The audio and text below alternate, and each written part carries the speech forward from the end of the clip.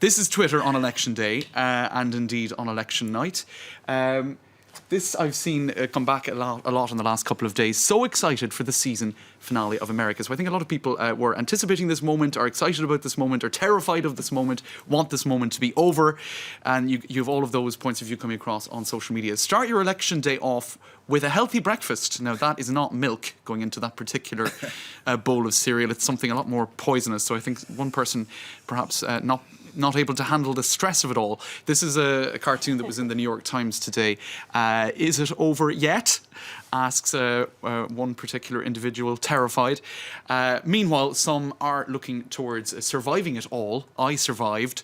The end is near. Yes, it is. Whoever the president will be, the end is near. That's right. That is certain. And for the press corps, the end is near. This is a photo on front of Trump's jet. Now, it's traditional that the candidate would pose with the press corps travelling with him or her at the end of the campaign. He didn't do that. So this Politico Live blog showing that indeed the reporters on his jet decided to take matters into their own hands and have a photo with the jet at least.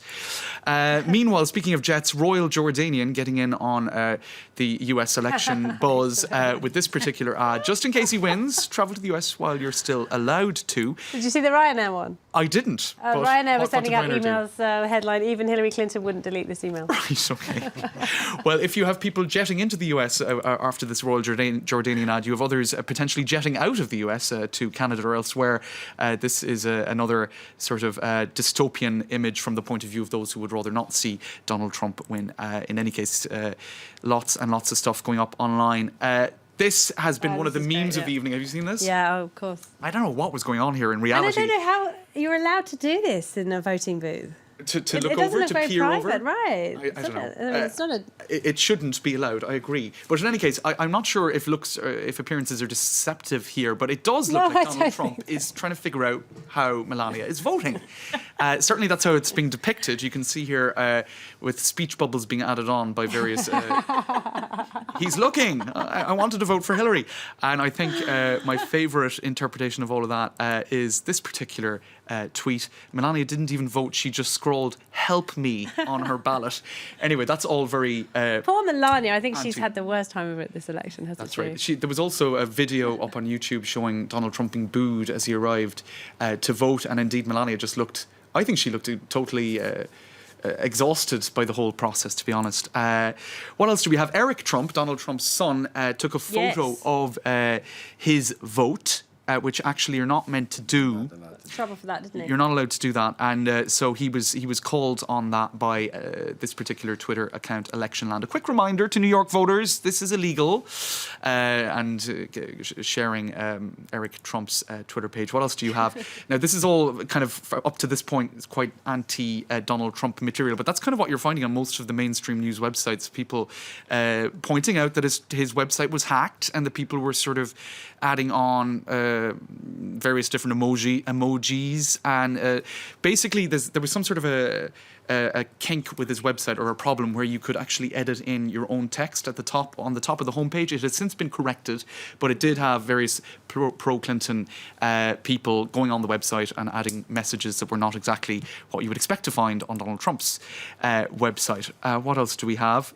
Gosh, there's so much stuff. I'm losing track, but I think this is what I wanted to show you. What are you going to do once this election is over? I don't know. Play it in a loop.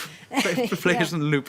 There was a cake being delivered at Trump Tower, and that got a lot of people giggling as well, because the cake didn't look particularly cheerful, I think it's fair to say. What else do we have? Obviously then, people encouraging others to go vote, pointing out that they voted themselves. So a lot of traces of well, I wouldn't do that. That's going to stir up all of Trump's conspiracy theories, isn't it? Even animals are voting now. Dead people and animals. I'm a nasty dog. And of course, the slogans from the debates, nasty dog, nasty woman, bad hombre, all of that resurfacing. Meanwhile, people voting from outer space as well. Apparently that is possible. Don't ask me how, but it is. And one of the more bizarre trends of the evening, footwear in favour of various different candidates, that they are pro-Hillary Clinton socks. And that is somebody with an I voted badge clipped onto his sandal, clearly not in one of the more northern states. And what's really exciting, people are really mobilised in this election, because I remember the last time around I reported from Washington in 2012 and everyone saying nobody really wants to vote, people are not coming out to vote, people aren't energised. This time, for whatever reason, possibly not good reasons, but people Right. are coming out and voting, aren't they, in large numbers? They certainly are. And We'll have to wait and see the official turnout numbers, but they are looking pretty high. They are. Now, there was one bizarre trend on, I don't know if it was serious or not. I think there was an element of people using it seriously and others well, it depends on what side you were on. Republicans saying to Democrats, Democrats actually vote on the 9th, not on the 8th. So just, it's Republicans today and it's Democrats tomorrow. Know your voting day and be informed. Rather disingenuous. Now, but it worked both ways. Listen, Trump voters, voting has been postponed to November the 9th. Now, that's all very well if you're a nobody on Twitter with a Twitter account called the Blue Ivy Park, Die With You, etc. But if you're a mayor based in Georgia and you get in on the game, as you can see he did here, Jefferson Riley, who was a mayor in Georgia, did exactly that. Now, that created a bit of a storm, as is pointed out here on this particular news website. Now, just one final trend here. People claiming that voting machines are breaking down. Now, this has been a claim by Donald Trump for weeks now, that the voting machines are unreliable. Is this the 2016 version of hanging chads? It probably is some variation thereof. I do hope not. In any case, the Washington Post here is pointing out that voters are encountering machine breakdowns. That does seem to be at least a minor phenomenon. And so just to show you the way in which that's been picked up by the Trump campaign, Donald Trump himself tweeting. He seems to be active again on Twitter because he wasn't tweeting for a little while in the last couple of days. Utah officials report voting machine problems across the entire country. Now, elsewhere, Trump apparently his campaign has filed a lawsuit in Nevada because of voting booths being kept open or voting stations being kept open for too long. And then you have people posting videos, such as this person showing his voting machine in Pennsylvania, which appears to have some sort of a technical problem which didn't allow him to vote in the way he wanted to vote. So the voters just picked Clinton instead? Oh, well, I'm not sure what they did actually in that particular instance. Maybe he just banged the machine. I mean, if this stuff is going out online and people are reading it and getting upset about it, that's right. It's not a good sign. And especially the closer the election, the closer the vote is, the closer the results are, the more dangerous this particular sort of refrain by the Trump campaign will be, because it could mean that the results will be potentially contested. That is, I suppose, the big concern.